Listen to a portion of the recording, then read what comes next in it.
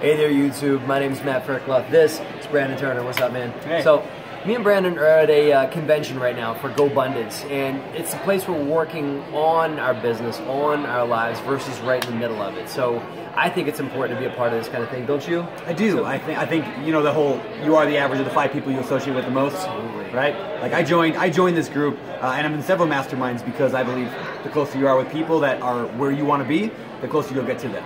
Right. I find that things like this open up blind spots. You know, I mean, what kind of, are you having blind spots opened up for you? Just things you weren't aware of? Sure. Sure. Right? I mean, so what's something that's come up for you? Sure. So I do not have my license. A lot of people know that. Maybe some people don't, but I don't have my real estate license. And as an investor, I probably should get it. And so in talking with all those people, that was kind of an epiphany here. Like all the people with a license and learning kind of like some of the things that I could be earning more with a license, having an easier time finding deals. Yeah. And I'm like, I'm just being lazy, not wanting to take that class. In repping yourself on purchases? Yep. I mean, just the repping myself would pay for the cost of my, license, tenfold every year because I buy a fair amount of properties. That's interesting. I find that I rep myself on a lot of my purchases, and it's because being a seasoned investor, I do a lot of the work. Yeah. I'm contacting title, I'm scheduling inspections and doing all that. Right, and you're doing that kind of stuff too. Correct, right? Yeah. The agent's kind of just sitting by watching you do the whole thing, and they're cashing a check at the end, right? Yep. Yeah, and I was thinking like, I didn't want to have my license because, one, I didn't want to take the class, but it's a lot of hours. But, some guys here called me out on that. That's another reason that these kind of meetups are really good. They're like, come on, are you just being lazy? Is that why you're, putting this aside?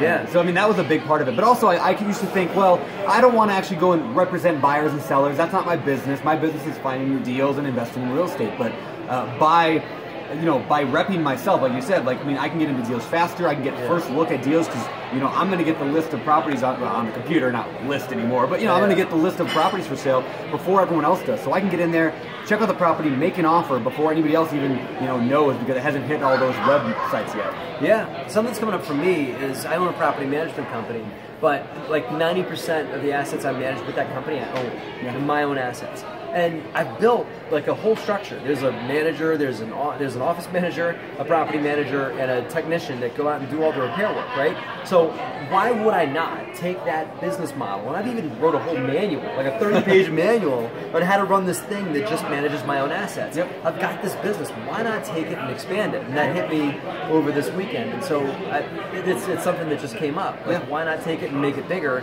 I already know how to manage real estate. I do it pretty well. I could manage it for a bunch of other people too, and make it larger. Yeah, so.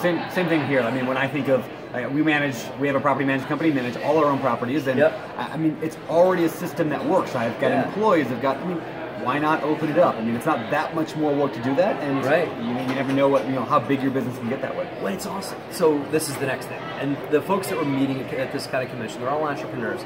And a lot of them are in the mind.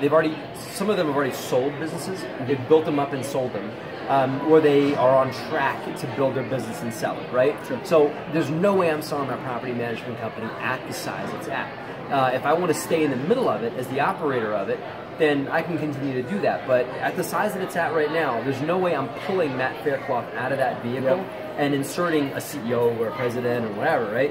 And I'm definitely not selling it on the revenue that it's at. Yeah. So it's like if I want to do something with it, then I need to build it and make it something of more value that I can either insert someone or just sell completely because of the size. Yeah. Go big or go home, right? Right. Yeah. You're either gonna jump into this thing and make it big enough that it can support itself and you can get out of it, or maybe don't do it at all. At some point you just have to make that decision. Are you going to go big or are you going to go home? So that's the take home for this whole, aside from the real estate conversations, is you've got to always be investigating your perspective. So my perspective of my property management company was this big.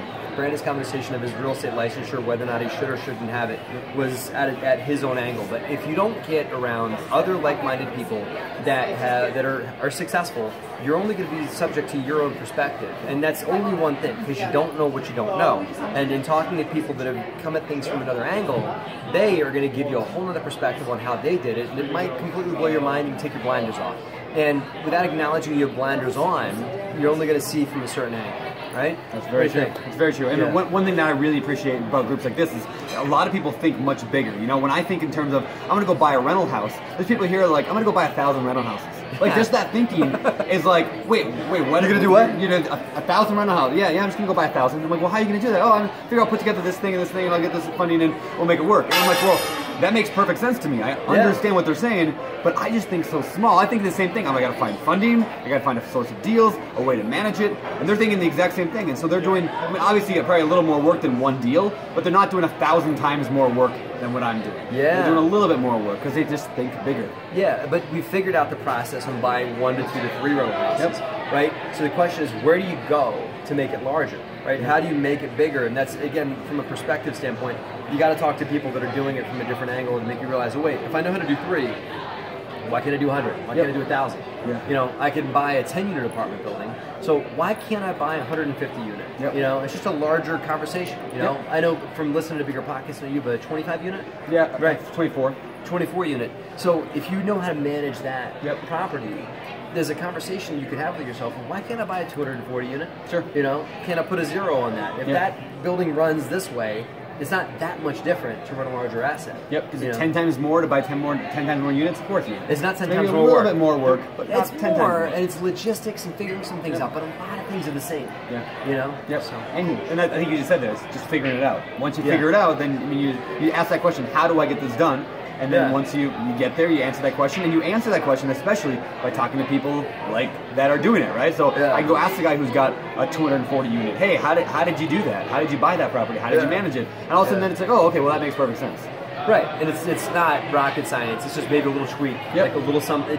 It's a little bit of a shift on something you're already doing. Yep, right? Exactly. So cool. Thank you. Yeah, for sitting down with me, man. Cool. Yeah, I'm enjoying the conference here. Glad you and I bumped into each other and everything like that too. Thank you for watching, guys. Have a great profitable week.